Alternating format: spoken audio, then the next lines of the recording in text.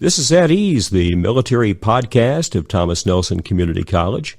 I'm Gary Pounder, part of the military team here at TNCC, and on today's edition of the podcast, we're going to be talking about services and programs available for veterans, for transitioning military, for really the entire Armed Forces community, and available through the Virginia Employment Commission. And joining us on the podcast is David Debose. He is the lead Veterans Employment Representative at the VEC office here in Hampton. And David, first of all, thanks for taking time out of your busy schedule to join us here on the podcast. Thank you, sir. I appreciate the opportunity. Looking forward to talking with you. Glad to have you along. Before we start, I should point out that you, like me, are a proud retired member or former member of the U.S. Air Force. And tell us about your Air Force experiences, your Air Force career, what happened that prompted you to join the USAF, and what you did during your 27 years on active duty. Oh, wow.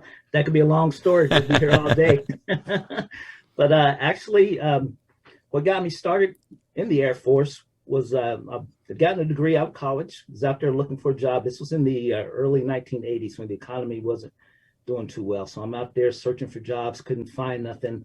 I did not want to stay at home and live off of my parents. So I just decided to join the military. And I picked the Air Force because I felt like that was the best fit for me.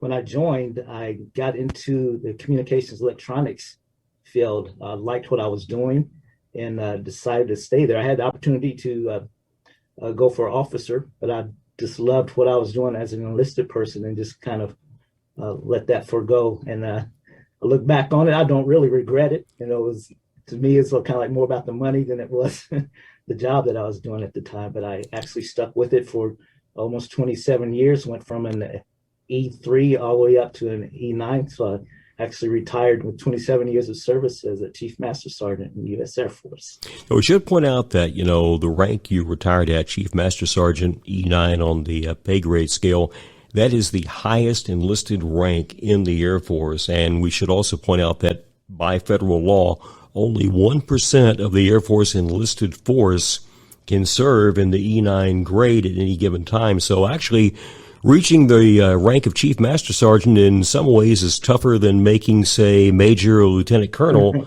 on the officer side. And that's just, a simple fact of life. So, kudos to you for, first of all, joining, for serving, and then for, reaching that highest enlisted rank. And you mentioned you were in the communications electronic field. Tell us about some of the assignments you had and some of the jobs that you actually performed in that career field in the Air Force. Okay, well, the career field that I was in, or should I say the unit that I was actually assigned with, was pretty unique unit. At the time, it was called the Combat Evaluation Group. We were under SAC. So if you know anything about the Strategic Air Command back in the day, I do. I was a SAC trained killer as a unit historian of all things back in the 80s. So yeah, funny thing about SAC was, you look at the Air Force reg for a particular career field, job, function, something like that. It would be maybe 10, 15, 20 pages long. The SAC supplement guaranteed was always about 4 times as long. You never lacked for guidance in Strategic Air Command. Absolutely.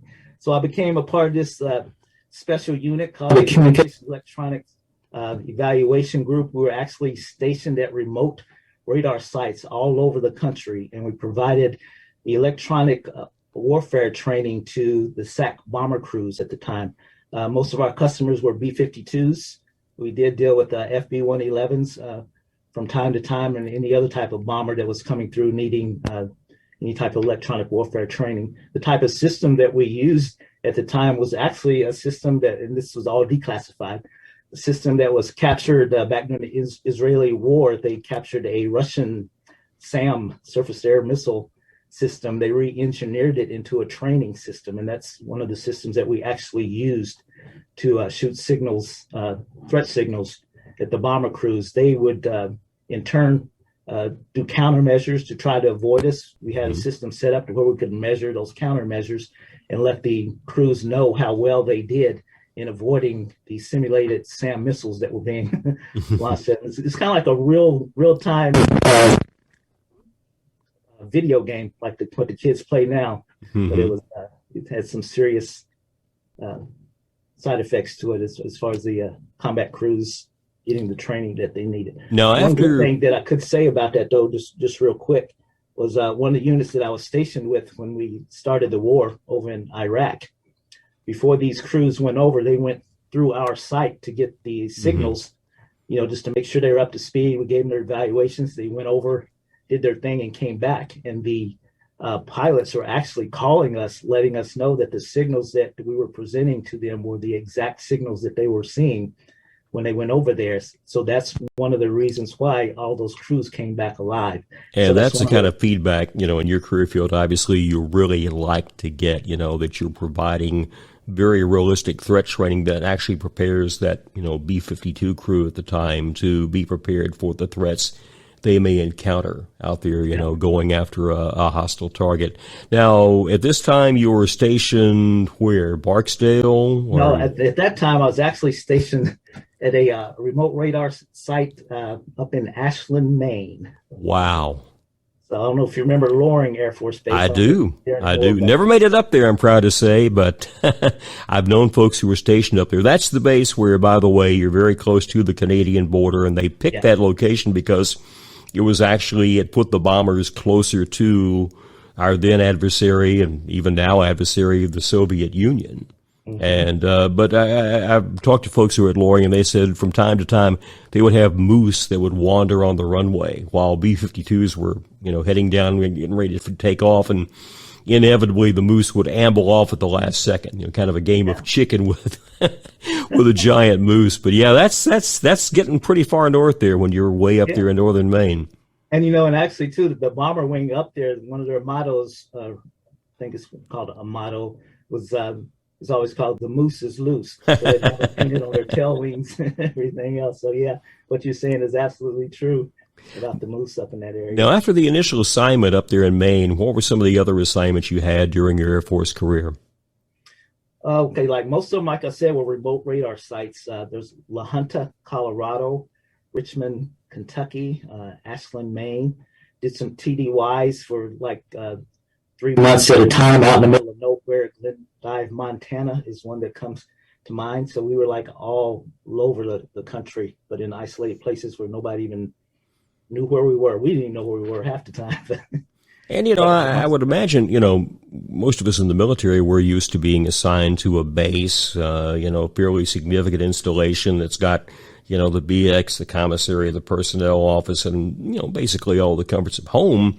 You're at a site where, you and a handful of other people, you're basically, that's the unit, that's the local Air Force installation, and you're not, getting all the creature comforts that we normally have living on base. Did you find that a challenge? Did that, at any given time maybe make you reevaluate, do I really want to stay in the Air Force and keep bouncing from one remote site here in the States to another? Yeah, but to be honest, I love the mission so much, it didn't matter to me because I knew that we were doing good things. But you're right, though. Some of the sites that we actually had to build the sites ourselves. Wow. So the interconnects between radar systems, the actual maintenance areas that we worked in, a lot of these facilities we had to actually build ourselves, run the electrical wiring and everything. So in a way, it was pretty neat because a lot of stuff that I learned back then, I'm still using today in maintaining my own house. So, that raises kind of a good transition point for us. What are some of the important things that you think you gained from those years in the Air Force, and how have they helped you as you transition from military life into your current civilian career with the VEC? Mm-hmm. I truly think the most significant thing I learned was discipline and a good, strong work ethic. And teamwork definitely was a plus. Those are probably three of the main things that have really helped me throughout my entire adult life after getting out of the military. Of course, there are a lot of other things too, like I just mentioned about learning how to build. Mm-hmm. Run electrical wires and actually build an actual shed. Just mm-hmm. little things like that. Sure. A lot of folks probably don't have a clue how to do.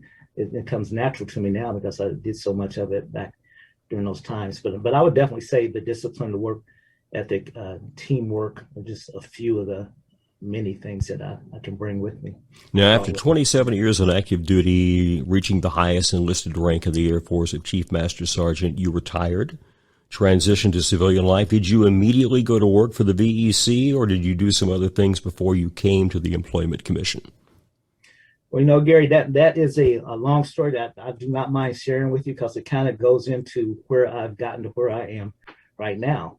When I got out of the military, and I'm saying this for those that might be listening that are currently going through the TAP program, the transitioning service members and so forth. When I got out of the military, I went through the TAP program. At the time, I was more focused on the mission still, because we still had a mission to perform, my household goods and everything else that's on my mind to hurry up and get back into the States. So I was in Korea at the time. So a lot of the stuff that was going on during the TAP session, I didn't pay that much attention to because I was just totally focused on other more important things that I thought at the time. So when I got out of the military, come back home, I decided to take a break and not just immediately go look for a job. I just need to relax a while because I was pretty much burnt out after 27 years. So I took some time off. When I did decide to go back to work, I did not realize it at the time, but I had not kept in touch with the folks that I've worked with in the past. So my network had pretty much drawn dry. So I'm out there shooting out resumes, applying for these jobs, like 5-6 page resumes, the same resume to just about every job that was out there that I was interested in. That's what I was sending, looking for work. If I'd have paid attention to the TAP classes, I would have remembered that that's not the way you do it. So, so I'm out there just shooting out these resumes, these books, trying to find a job, and I wasn't getting anywhere with anything. It's just like hearing crickets. I'm saying, hey, I'm an E9 retired chief. I've done just about everything, so there shouldn't be having a problem trying to find a job, but I wasn't getting any responses back. So I just decided to go back to school. I said, okay, well, let me just beef up my resume, go back to school. Ended up going to ITT Tech, got another degree in computer networking, got that on my resume, started shooting it out there again. Same thing, crickets. So I finally decided, well, I need some help. Where can I go? Found out about the vet reps at the VEC office in Hampton. Went there, talked to them. They kind of straightened me out on all the things went wrong. So finally got my resume, tailored it to jobs that I was looking for, started shooting them out there, started getting responses back, getting phone calls, but still wasn't getting the interviews. So this so happened, my next door neighbor happened to be a vet rep that was stationed in Williamsburg at the time. He knew my situation. So one day I'm out there cutting grass and he just yells across the yard, said, "Hey, Dave, you ever think about being a vet rep?" At the time I was still just like, what do I want to do? What am I going to do? So I decided to focus on, well, what can I do best that I like doing? And the first thing that came to mind was, I like helping people. So I started focusing on something to where I might be able to assist people. And when he yelled across the road, did you ever think about being a vet rep? I said, yes, I would love to be able to help my fellow veterans find employment. So how long of a period was this from the time you left active duty until you started working for the VEC as a vet rep? A year and a half. Okay. So during that time period, I'm going through everything that I just told you about. So I applied for the job. Make a long story short, I had to go through a few hoops to get to where I'm at now, but started out as what they call a workforce service rep in Williamsburg, position to open up in Hampton for a veterans position. Applied for that, got it, and I'm there now and have been for the past 10 years, actually, and absolutely love what I'm doing.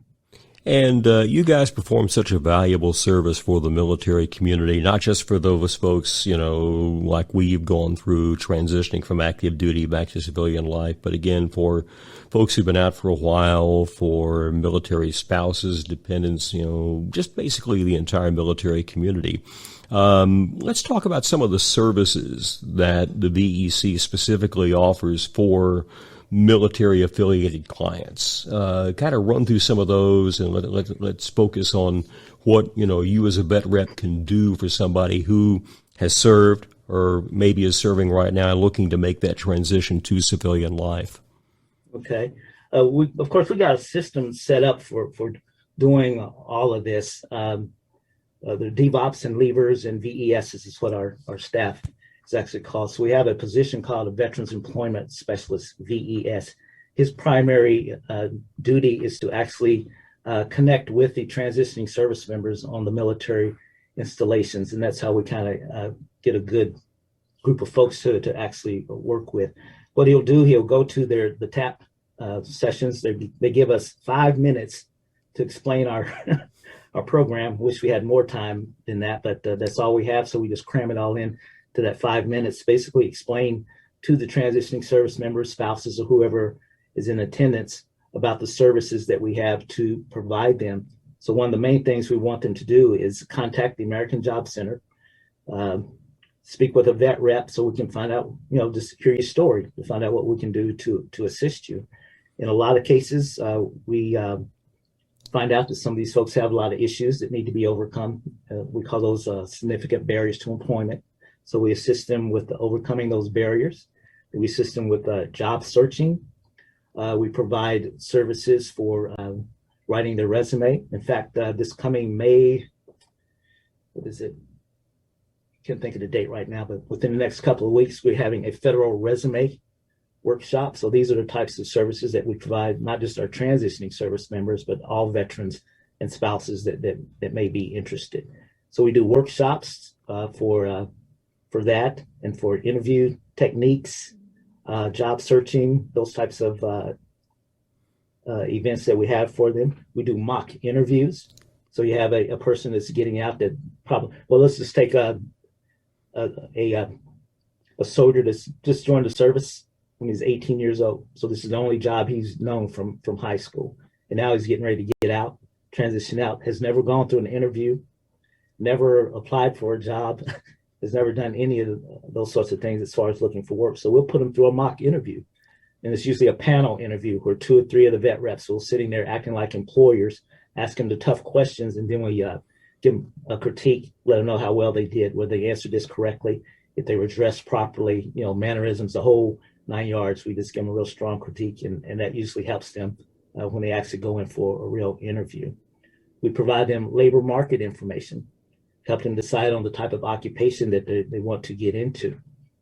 So say you got the individual here at Langley that wants to move to Texas and he wants to be, say, a nuclear engineer, but he doesn't have a clue what the market is like in Texas.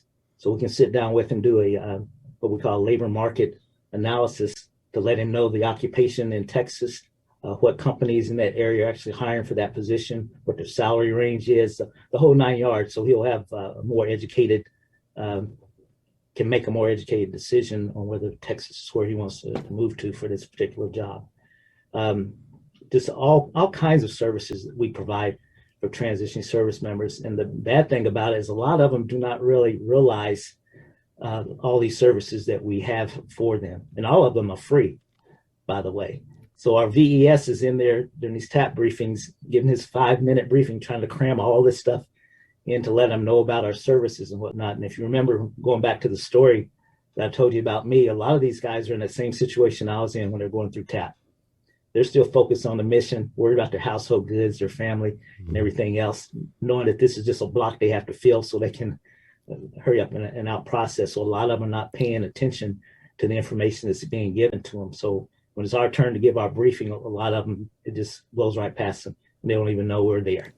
We've had this discussion with other organizations that provide assistance for the military community. And, you talked about your own struggles during the transition. I had a similar experience when I retired back in 2001. You think, you know how it's going to work. You think you have some insight in the system, and you begin to discover that, making that transition from wearing the uniform to being a civilian is not as easy as you thought it was going to be. And additionally, things have changed since you put on the uniform and joined the Air Force or whatever branch of the military you went into, and you need to make some adjustments to prepare yourself for where that civilian market is. So with that in mind, what are some of the biggest mistakes you see that transitioning military make in terms of their overall game plan for getting back into the civilian world and finding gainful employment? Okay, one of the biggest, I won't necessarily call it a mistake, but it can be a hurdle. I guess you could say a lot of the folks that are getting out now, they're used to making big bucks. In other words, they got that high lifestyle in the military. Because the military, you have to admit, they pay you pretty well. So when they take off that uniform, the first thing they're looking for is that same big paying job. Just getting out and applying for jobs that you're making, $80,000-$90,000 a year. So that's what they're expecting to get. And that's all they're going to focus on. Anybody offering them anything less than that, then they're not going to take it. And not to say that they're not worth it. In a lot of cases, some of them, based on their skill set, probably are. But there's some that, kind of need to sit back and be more realistic and realize that, hey, employers are not going to pay that kind of money for you right off the bat. You got to prove yourself first. And plus, they've got other folks that the employees that are working their way up to that level as well. So they're going to more than likely give that job to them before they give them to somebody that's, just took off the uniform and have applied for it. So we're trying to get a lot of the veterans not to have such high expectations, because in a lot of cases too, you end up turning down all these other good jobs that you could have had. And now you're stuck out there not making any money, possibly having to draw unemployment now, not being able to pay your rent and whatnot. And you end up in a bad situation. And we try to educate the veterans on that to where, they can settle for something a little bit less and then just work your way up just like you did in the military. Sure. You didn't start out as a general.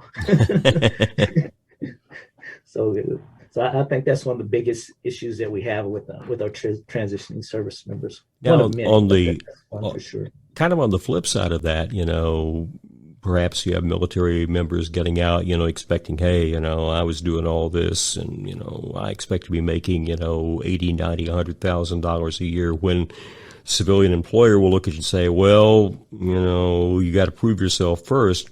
I guess you might say the other side of that coin is many civilian employers in this day and age, hiring managers, even though they are working in a military area like Hampton Roads, they have no personal experience with the military. And it's difficult for them to kind of work their way through a military resume and be able to, say, okay, this person was doing this in the Air Force or the Army, Marine Corps, or whatever. That would really translate well to what we're doing in our organization. So, that seems to be the other side. You've got hiring managers out there that really don't speak military, but you have military members that are preparing and submitting resumes that are built heavily on military terminology, acronyms, lingo that, again, may not resonate with the potential employer. And I'm guessing that that's one of the things you guys focus on in your resume preparation classes. Yes, indeed it is. In fact, too, that is also one of the larger issues that we have with our transition service members as well, is not knowing how to properly write their resume, getting rid of all those acronyms and putting it into civilian language. And we do assist with doing that as well. And just a little bit on the flip side of that too, when you're referring to the employers that don't really understand the language and working with the transition service members once they get out. That's I don't know if you've heard of the V3 program, Virginia Values program. That's one of the things that they do. They educate the employers on how to communicate and work with the veterans, so that when they do hire them, they're in a much better position to just to work with them, basically. Yeah. So one of the things we're very proud of here at Thomas Nelson is the fact that we are a V3 certified employer, and that, is something that we made a conscious effort to become a part of, because you're exactly right. They do great work in not only educating the employer on what transitioning military and veterans have to offer, but, they take it to the next level in terms of getting these organizations, these companies, these firms to actually hire veterans. And V3 has been a huge success. I mean, you have literally tens of thousands of veterans in Virginia who are working right now because of that program. That's correct. And if I could throw in a plug for us too, because we also do that. I'm mainly focusing right now on the veterans, I guess you'd say the job readiness side of the house, because that's what our DVOPs, or Disabled Veterans Outreach Program Specialists, do. They're the ones that are sitting there one-on-one with the veterans, getting them job ready by assisting them with their resumes and interview techniques and all that. But I myself, as a LVER, a local veterans employment rep, my primary responsibility is to be out there doing outreach to employers for finding those employment opportunities for the job seekers or our veterans as well. So we work kind of hand in hand with the V3. The V3 in a lot of cases, or in the past when they've put the employers through the training, they let them know about the LVERs, to let them know that the LVERs is that person they need to be in close contact with to assist them in finding the veterans out there that are looking for employment. When you're out there doing outreach to the prospective employers, I'm assuming here in Virginia you find that these companies and firms are usually pretty anxious to hire former military and veterans. Oh yeah, absolutely. Also, in a way, it makes my job a little bit easy because I'm supposed to be actually selling them on the incentives and the advantages to hiring veterans. In most cases, some of these employers is probably the owner is a veteran himself, so they already know what they're getting or what they're looking for in veterans. So that makes it a little bit easier for me. But still, I have to be out there advocating for them to push and let them know, hey, but these folks still need jobs. Just because they're a veteran and you know they have these capabilities, we need you to take a little bit step further and actually hire these folks. Obviously, over the last year, David, we have seen the job market impacted by COVID. We had lots of firms having to lay people off, even shut down. As we kind of move toward a post-COVID world, what kind of job market is awaiting military members who are transitioning, veterans who are entering that job market right now?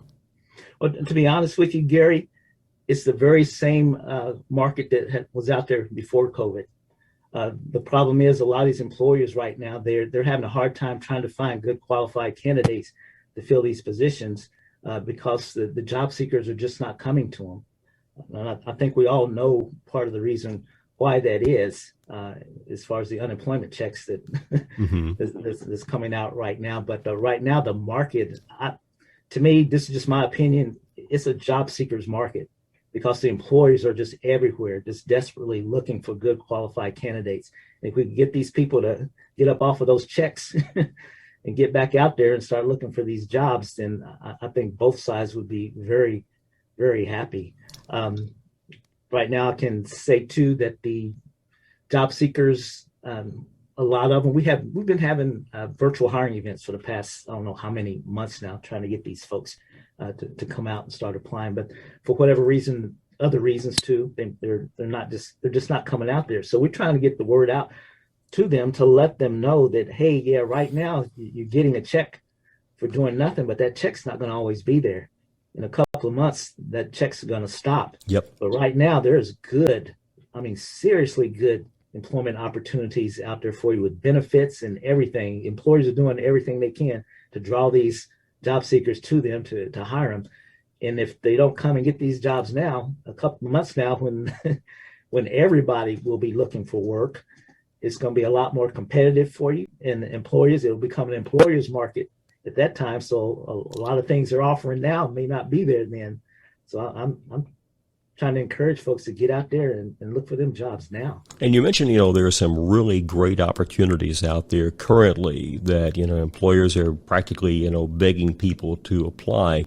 Give us some examples. What are some hot fields that we have out here in Southeast Virginia right now? What are some specific jobs that employers are really looking to fill that offer excellent pay, benefits, and can probably draw upon the training experience that someone got in the military? Yeah. Well, of course, the number one is Newport News Shipbuilding. Sure. They're constantly out there looking for these good quality veterans. I think they call it the Connector.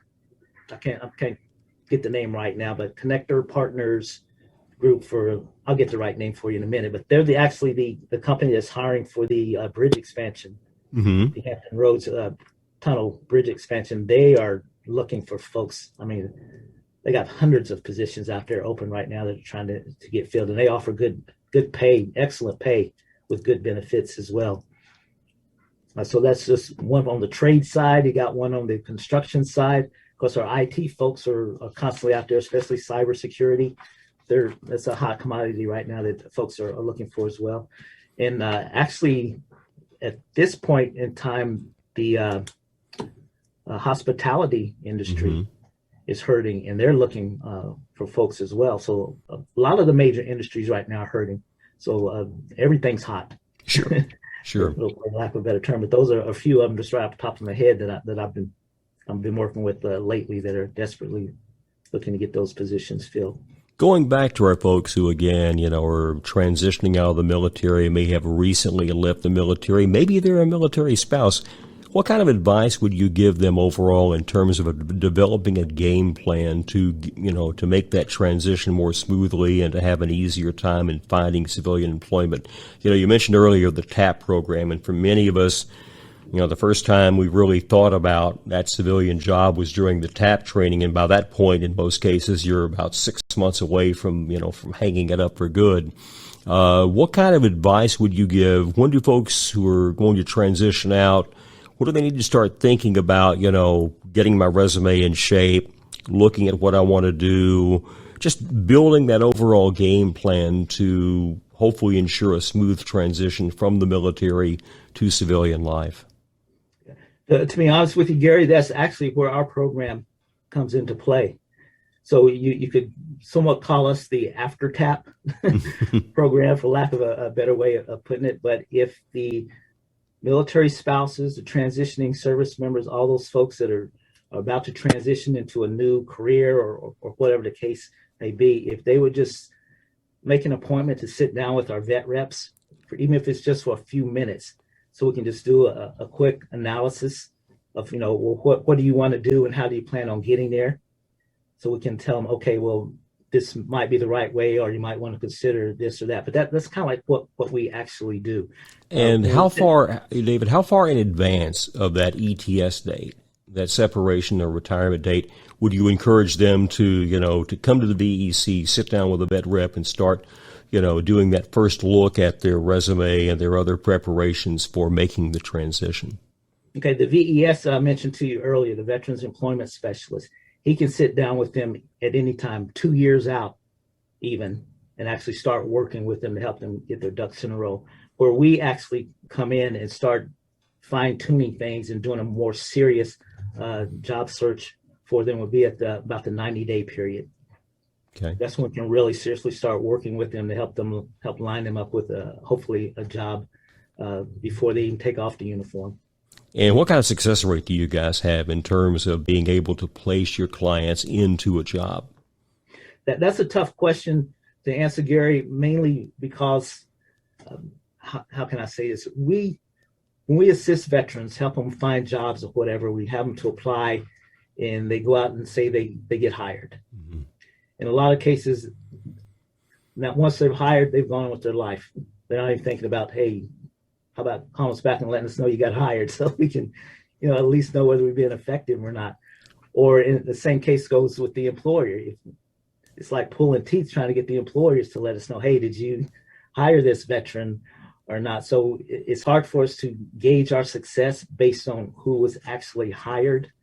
But if we were to gauge it on how many veterans were we actually able to help get an interview, the percentages are a lot higher, because this is something that I argue with my leadership a lot about too. Of course, it's not a winning argument because they're focused on the numbers. They want to know, well, who got hired?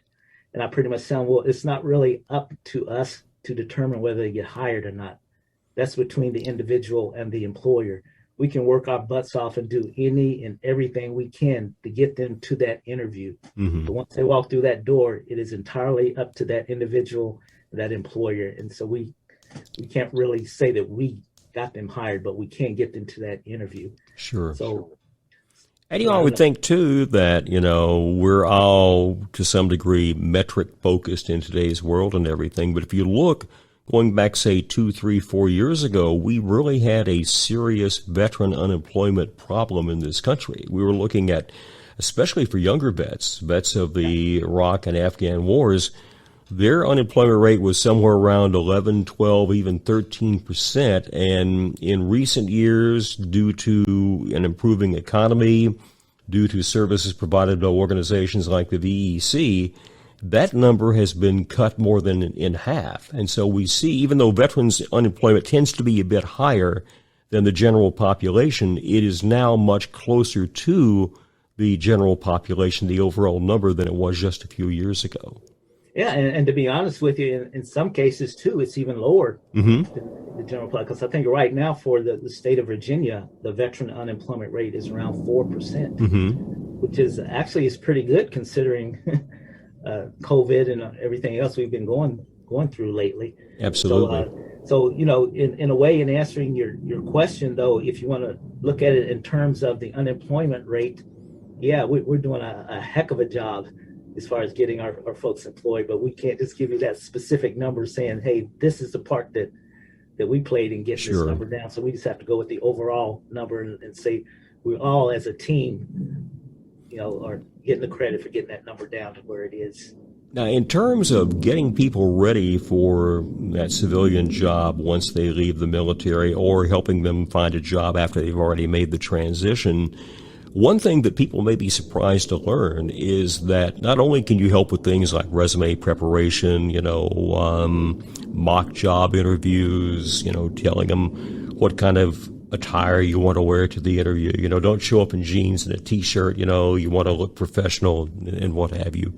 But other things that you guys provide that are really essential in landing that civilian job, you guys can actually help with training to give that veteran, that transitioning military member, the skills they need to land that new job. Let's talk about that for a few minutes. Yeah, that is true. In fact, I have to give most of the credit to our partnering agency, Virginia Careerworks.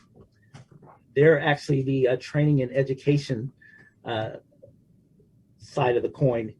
You might say we mainly focus on the employment. They focus on the education and training. So if we get a individual that comes in that's looking for a particular job or wants to change careers, even, it's not like, well, we're going to find you this job for that now. No, you're going to have to go through and get a certification or a license or a degree or whatever in order to have an honest shot at that job. So that's when we refer them to our partnering agency that's actually across the hall from our office. It's called the Virginia Careerworks, and they provide all of that through a program called WIOA. It's called the Workforce Innovation Opportunity Act, to where if you're eligible for that program, the government can actually pay for your education, pay for your supplies, equipment, whatever it needs for that particular occupation that you're shooting for. So that's where our partner definitely plays a significant role in helping us get our veterans employed as well. So once they get that education, that certification, that license, or whatever it is that they need, if that veteran then comes back to us and say, hey, I've got my credentials now, then we can get to work on trying to help him find that job that he's looking for. It's funny you mentioned Virginia Careerworks. We had Lisa Taylor from VCW on the podcast, not long ago, and we talked extensively about the training piece and the services they provide. And, again, folks may not appreciate the hand-in-hand relationship that VEC and VCW have and how it can really benefit somebody who is coming out of the military, somebody who has left the military, because again, like you said, they may talk with the veterans rep at VEC and discover, hey, I need to skill up. I need some new skills to be more competitive in the job market. You can send them, as you said, literally across the hall to VCW, and VCW can plug them into a program that will give them the training, the skills, the credentials. And in many cases, the training is going to be absolutely free. Yeah. And so why really, you want to go for that? absolutely. Free is always better. Something else I want to talk about, too, that folks may not really understand or appreciate is that military and veterans actually have a priority in terms of service with your organization. Yes, indeed. It's called actually called priority of service. Basically, any program, education or training program like the WIOA, that is funded in whole or in part by the Department of Labor, we're required to provide eligible veterans and spouses a priority of service. And what that basically means is they get to move to the front of the line when it comes to any types of services that we're providing to assist them with employment, education, or training, whatever the case may be. So that's kind of like, in a nutshell, what we mean by a priority of service. Sure. And talk about some other initiatives and programs that VEC is involved with that benefit our military community. I know, for example, you have your annual Virginia Women's Veterans Summit coming up here soon. It's going to be a virtual event again this year due to COVID. Talk about events like that. Talk about your hiring events and how transitioning military veterans, spouses can access these types of programs. Right. Like I said, that's one of my primary responsibilities is connecting these veterans with employers and employment opportunities. So one of the primary ways that we do that is through our hiring events. We've got this program that's called Premier Virtual, and it's a virtual program that we use a platform that we have been using for the past maybe 6 or 8 months now, to where we can actually have statewide, regional, or local virtual events. And to give you an example of how successful they were, the first event that we had last year, I can't remember the exact time frame it was, but we had like over 300 employers registered for that event and over 5,000 job seekers. I mean, that sounds like a lot, but when you're talking statewide, that's not really that big of a deal. But we had another statewide event a couple of months back where we had over 600 employers registered and like close to 14,000 job seekers. I mean, that's more like it. Mm-hmm. So events like that are available to the transitioning service members, spouses, veterans, guardsmen, reserves, the whole 9 yards. So events like that we coordinate and have. It's for the general public, but at the same time is for our veterans as well. I just recently, last month, had 2 events, one with Fort Eustis and one with Langley Air Force Base. Those were more military focused. So same platform we used, Premier Virtual, but we had those events for those 2 bases too that were pretty successful. I know Fort Eustis wants to have another virtual event this year. I think we're scheduling it for sometime in September. And then after that, they're wanting to hopefully be able to go back to in-person events. But they decided to play it safe and just do one more virtual event for this year. Do you see these virtual events continuing in some shape or form even after we get past COVID? Or do you think that employers really prefer to have that face-to-face engagement that you have at a traditional hiring event or job fair?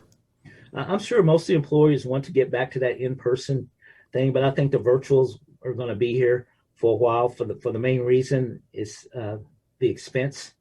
There virtually isn't any for the events that we have anyways. We don't charge the employers for them. So it's not like we're scrambling, trying to find a location, trying to go out and get sponsors to provide food to feed the employers and, traveling to all these locations for these events when you can just sit at your home or sit in your office and actually do the event. So I think employers will probably be weighing the costs associated with the in-person events too, and we'll probably do a mix of the two throughout the rest of the year. And hopefully by next year, all this will be over with and we can be back to some kind of normal. But yeah, we can only cross our fingers and hope. I had mentioned the Virginia Women Veterans Summit that's coming up here, I think in June.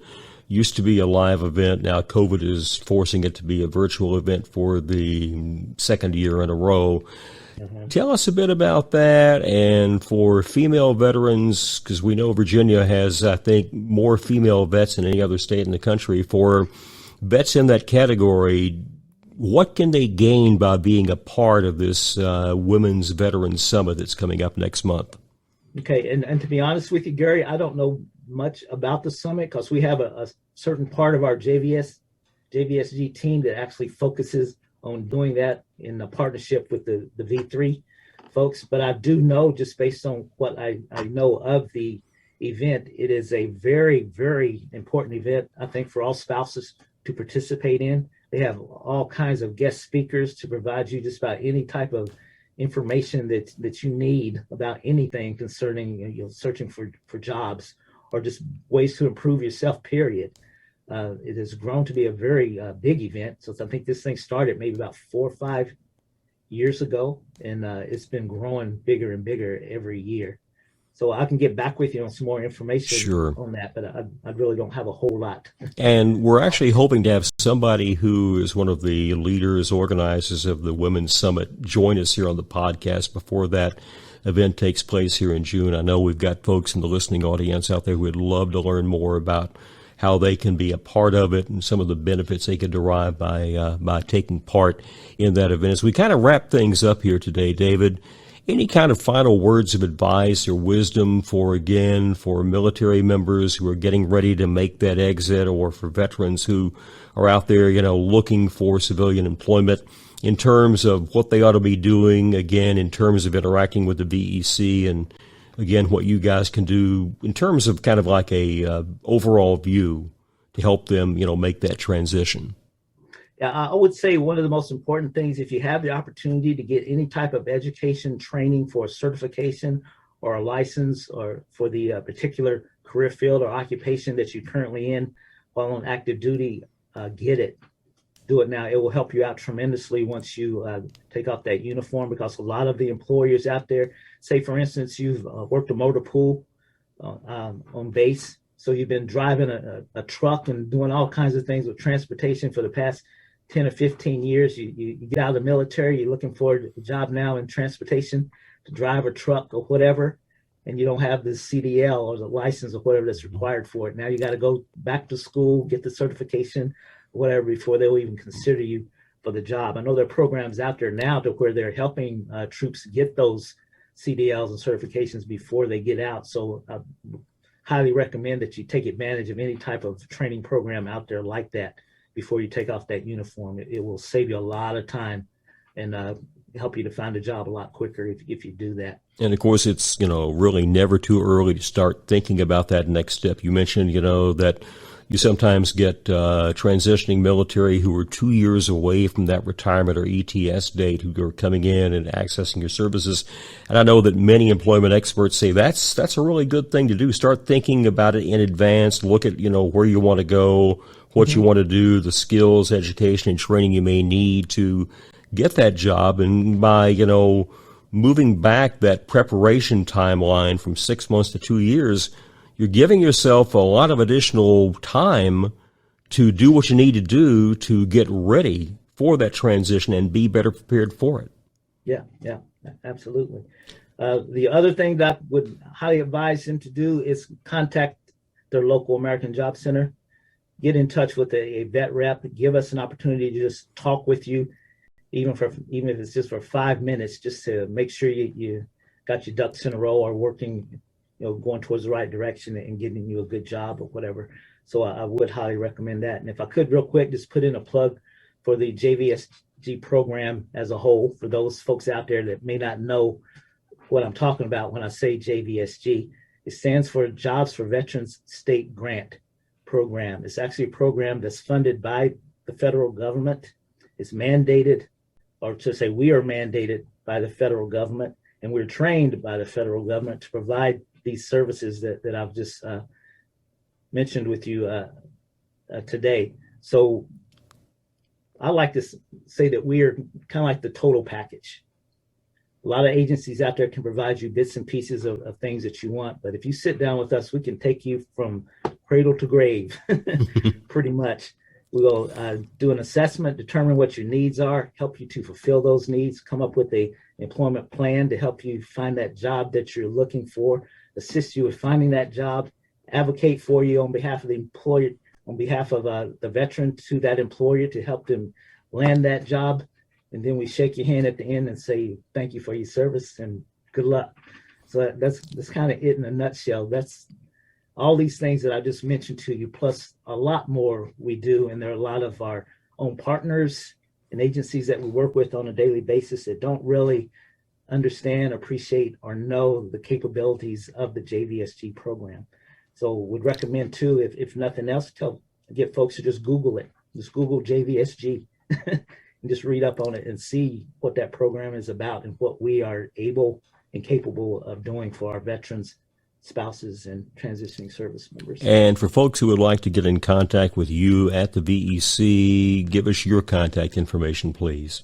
Okay, I can give you my email address. It's David Debose, Debose, at VEC, Victor Echo Charlie, Virginia, spelled out, .gov. So it's David.Debose at VEC.Virginia.gov. And how about your phone number and the VEC website? Okay, my phone number, I really hate giving it out, but I can because I have everybody calling. Yeah, I was going to say, if your office number, if you're, I'm assuming you're still accessing your office phone, even though you're working remotely now. So give us your office phone number and again, the VEC website for veterans. Okay, my office phone number is 757-865-5811. Okay, and the website? And our website is www.vawc, Victor Alpha Whiskey Charlie, .Virginia.gov. And when you go to that site, there's actually a icon for veteran services. You click on that icon, it'll tell you any and everything about us, the types of services that we have to provide for you, the whole 9 yards. David, again, thank you so much for joining us here on the podcast today. We appreciate, your time, and thank you again for all you do for our military and veterans. Thank you, sir. I appreciate the opportunity. Wish you well.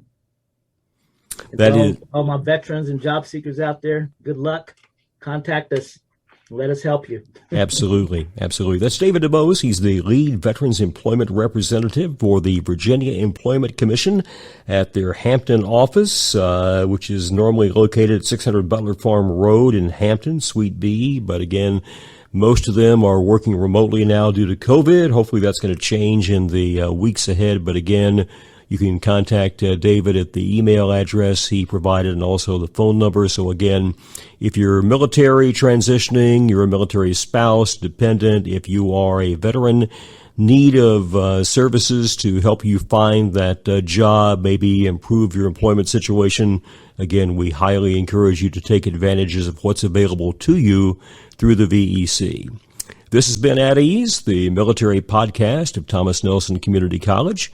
I'm Gary Pounder. Thanks for listening.